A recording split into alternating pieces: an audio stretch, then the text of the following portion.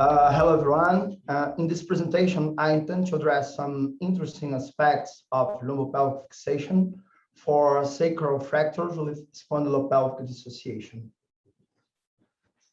This is an uncommon and complex injury that results from high-energy trauma with axial overloading through the sacrum. Commonly, victims suffer falls from greater height or high-speed vehicles accidents, presenting injuries in other sites such as abdominal pelvic visceral lesions, spine and lung bone fractures, and traumatic injuries to the brain or spinal cord. These associated injuries may endanger patients' life, making the management of spondylopelvic dissociation a very challenging situation. And as supine positioning of patient on immobilization trauma board, difficult to assess the sacropelvic region and other distractive form injuries can further postpone the sacral evaluation. Is not uncommon the delay in diagnosis. The basic radiological evaluation commonly used in trauma setting is also inadequate to rule out spondylopelvic dissociation. Sorry, because we currently use panoramic radiographs of the pelvis, and both bow shadow and sacral slope can hinder fracture identification. Because of it, here I always advise my team to evaluate as the key to diagnosis a good physical exam with a high level of suspicious. Anatomically, two longitudinal fractures running on either side of sacrum occur in combination with a transverse fracture, justifying the use of the term U-shaped fracture to describe this kind of injury that has two parts, one that goes with the spine and the other that goes with pelvis. According to the shape of fracture lines in the coronal plane, some variants of spondylopelvic dissociation were described, and all of them have very similar instability and deserve some kind of stabilization. There is no classification system specific for spondylopelvic dissociation, so other classification systems for sacral fractures are commonly used, like the Dennis system. He was the first to discuss the risk of neurological damage at the site of fracture, but he considered the fracture as a uniplanar and did not address the lumbopelvic transition. Roy Camille evaluated but he also did not address the level at which the transverse fracture occurs, failing both in the assessment of lumbopelvic instability and in the treatment guiding. Eisler looked toward L5 and S1 faced as the potential site for spondylopelvic instability, highlighting that fractures that exit medial to the facet are associated with great instability, and named this kind of fracture, the type 3, when happen bilaterally as spondylopelvic dissociation. Gathering the aspects addressed by these three classifications, the lumbosacral injury classification system has added spinal canal evaluation and neurological status in a scoring system that, above all, provides comprehensive and practical approach not only for severity evaluation, but also guiding clinical decision making. If the score in this classification is less than 4 points, the injury could be treated conservatively, and if it's above 4, stabilization should be performed. This is the classification I use in the hospital units I coordinate here in Brazil. More recently, AO sacral fracture classification system aims to simplify and universalize the process of classifying sacral injuries. It is broken into 3 subsections that follow a hierarchical structure similar to the AO classifications of thoracolumbar spine fractures. And according to this system, the spondylopelvic is classified as C3. I must confess that I have still have a little experience with this classification in my practice. Talking about the treatment, as we are talking about high energy trauma, the standard advanced trauma life support protocol must be used as part of the initial management. And treatment should always take into consideration associated systemic or musculoskeletal injuries, since aggressive surgical treatment may lead to surgical blood loss and hemodynamic instability, especially in those patients metabolically challenged. As we know, obviously, saving life is imperative, but equally important is to identify the injury and follow the orthopedic principles of damage control. And because of this, I always say to my students and residents that successful treatment starts in the emergency department. Formerly, sacral injuries were treated conservatively due to the lack of implants and techniques capable to reduce and stabilize the fracture lines. But nowadays, we know that non-surgical treatment for multiplanar sacral fractures with spondylopelvic dissociation led to later fracture deviation, neurological deterioration, and significant functional impairment, which explains the current surgeon's preferences for surgery in most cases of this injury. So surgical stabilization has allowed, as we know, early mobilization and short-term outcomes improvement.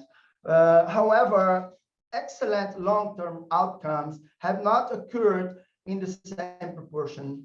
Factors like limited knowledge about spondylopelvic biomechanics, high rate of misdiagnosis, and the definitive treatment delay or the low instance of this kind of injury may explain this discrepancy. And despite its poor outcome, conservative treatment should be considered for patients with life-threatening conditions or those who are bedridden or no weight bearing bilaterally for more than 3 months. In these patients, in those patients who have good prognosis of get out bed after spondylopelvic dissociation, only for has to be done and clinical optimization before definitive surgery. Now addressing the surgical stabilization, we know that different stabilization techniques have been applied in the operative treatment of sacral fractures, such as iliosacral screws, transiliac plates, transsacral plates, rods, and pedicular screws. But from all of them, bilateral lumbopelvic fixation is the technique of choice for spondylopelvic dissociation due to its biomechanical superiority. And we know that traditional posterior lumbopelvic fixation uses as anchoring points particular screws placed in L5 and iliac bilaterally. Connection rods between screws provide rigid vertical stabilization, and the greatest, in my opinion, the greatest biomechanical breakthrough of bilateral lumbopelvic fixation in relation to the other techniques is the use of transverse connector device between the rods, which adds rotational stability, becoming lumbopelvic fixation, helpful for both spondylopelvic dissociation and complex ring disruptions. Biomechanical studies have demonstrated that lumbopelvic spondylopelvic dissociation treatment, despite the usage of iliosacral screws or plates. And in other words, using lumbopelvic fixation, we don't need to use additional devices for posterior stabilization. When I began using lumbopelvic fixation 10 years ago, A question that remained in my mind for many years was how proximal would I need to use screws in lumbar spine?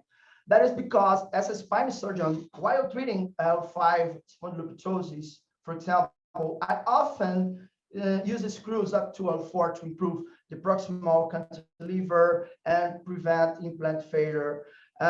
Given the rarity of this injury in spondylopelvic association, the literature still lacks publication discussing this aspect.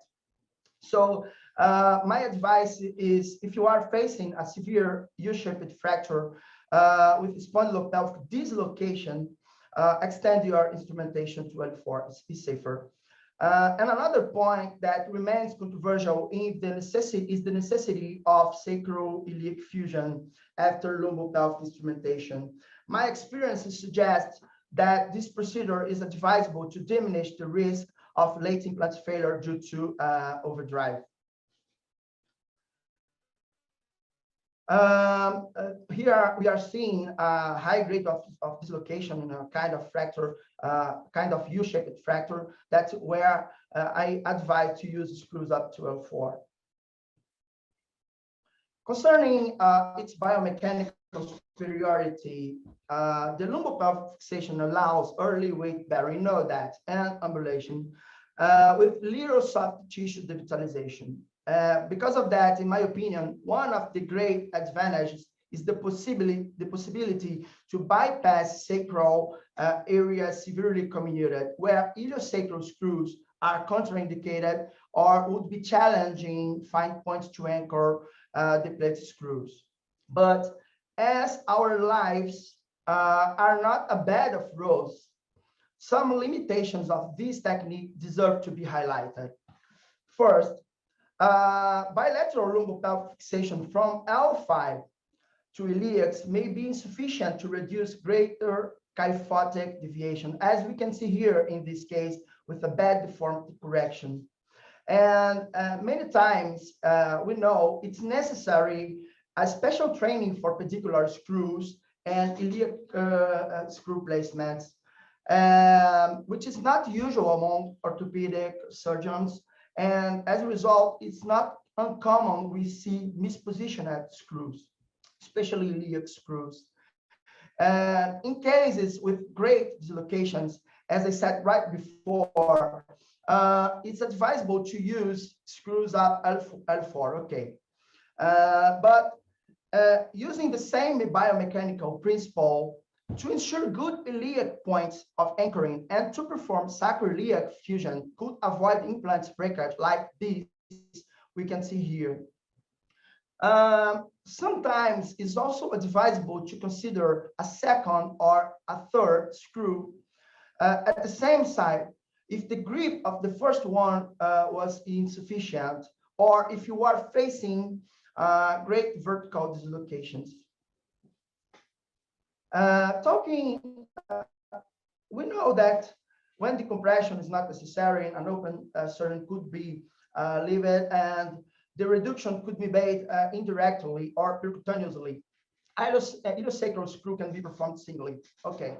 But fortunately, this strategy precludes postoperative load-bearing ambulation and do not provide adequate stability in spondylopelvic association with great vertical instability.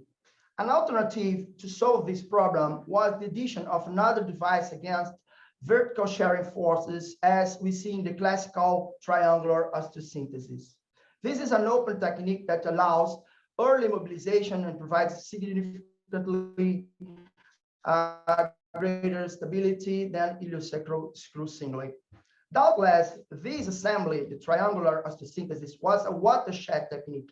To couple pelvis and spine using another device was a very clever idea, restoring spondylopelvic biomechanics without requiring direct approach to the sacrum. Okay.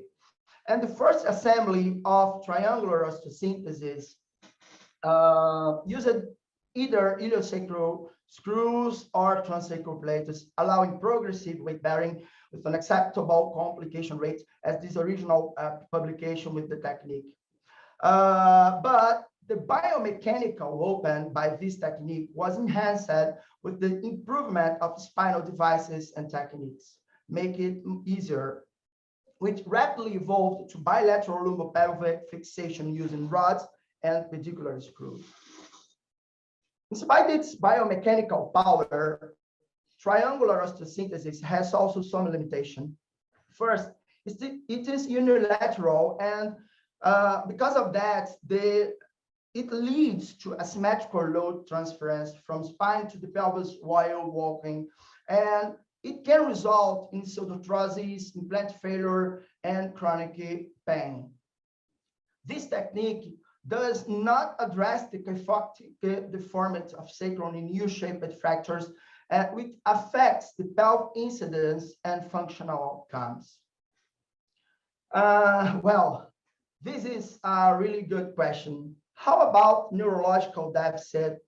We know that 80% of neurological improvement has been reported in these injuries, regardless its type of management. And because of that, it has been hard to define the true role of canal decompression. In spite of these considerations, as a spine surgeon, I use the same principles adopted in the spine fractures, performing decompression whenever canal encroaching and progressive neurological deficit are present. Reviewing our cases and cases series published, if there is no progressive deficit or normal neurological status, performing surgery only for decompression has no clear benefits. In this case, address the spinal canal may be performed if surgery must be done for other reasons, like deformity correction, for example. As these patients could be severely compromised, they can remain in the ICU for long periods. And in some countries, like mine, unfortunately, we have difficult to access specialized centers for definitive fracture stabilization, which further increase the length of hospital stay and the morbidity resulting from prolonged use of external fixators. It's not uncommon for these survivors to evolve with pain, functional limitation, and in some cases, neurological deficits associated with invertebrate deformity, whose treatment is also a big challenge. So let's talk about the kyphotic deformity correction. We know that it occurs at the level of transverse fracture in spondylopelvic dissociation and keeps a high correlation with both instability and late neurological deterioration. It also reduces anteroposterior pelvic diameter, causing both levator any defects and delivery complications in women who have constitutionally pelvis narrowed. So this deformity also affects pelvic incidence, a fixed parameter sagittal in adults that does not change with aging and is correlated to poor functional outcomes. Because of these reasons, ideal sacral kyphotic restoration is desirable with surgical treatment of a spondylopelvic dissociation. These authors emphasize this point in this review, highlighting the necessity of correction when deformity are greater than 20 degrees. The correction could be achieved with sacral plates. Okay, we know many authors have said that, but we know that using only this kind of device, we lose in stability, and sometimes we just don't find points to anchor the plate screws. We figured out an interesting way to deal with this challenge. We have tried two principles already used in the treatment of sacral fractures with thumb reduction maneuvers that we have described in this publication. Look at these spondylopelvic cases. Remember what I said right before. Realize how bone shadows hamper the fracture identification. But using CT scan, there is no doubt we are facing a very severe U-shaped fracture. And this was what we have done to deal with this and the kyphotic correction deformity. Adapting transition rods originally developed for using cervicothoracic transition in a lumbopelvic assembly, we could use smaller diameter screws in the lower sacral fragments. The S3 screws that are not usually used were inserted with medial orientation, using as entry points the intersection between a vertical line through the sacral foramina and a transverse line between the dorsal foramen of S2 and S3. The S2 screw was inserted using already known technique described by Mirkovic. After that, we began to reduce deformities through hip extension, followed by using longitudinal distraction and cantilever maneuvers through rods fixed to the screw of L5, S1, and iliac. To reduce the upper sacral fragment, the smallest one, the lowest fragment below the transverse fracture, was realigned with the upper sacral fragment using bone tweezers, which enable the screws of S2 and S3 to be connected to the rods. With this adaptation, we could achieve direct reduction and stabilization of kyphosis, connecting the lower sacral fragment to the traditional stable lumbopelvic assembly after reduction. Here, we can see the final fixation X-rays and realize how the kyphosis was corrected, and how we also performed the sacral laminectomy because it was an open surgery. Here we can see CT scan 6 months later, the fixation with a great bone fusion and a great realignment. So what we really have been doing, summarizing, besides kyphotic correction I've just detailed, with greater than 20, we need to fix it. Okay, but we also evaluate a lot the first assessment, maintaining a high level of suspicion to avoid the misdiagnosis, performing a good physical examination and a good medical documentation, especially concerning neurological status. And as the instance of associated and fatal injuries are too high, we never debunk the teamwork to determine the better moment for definitive fixation.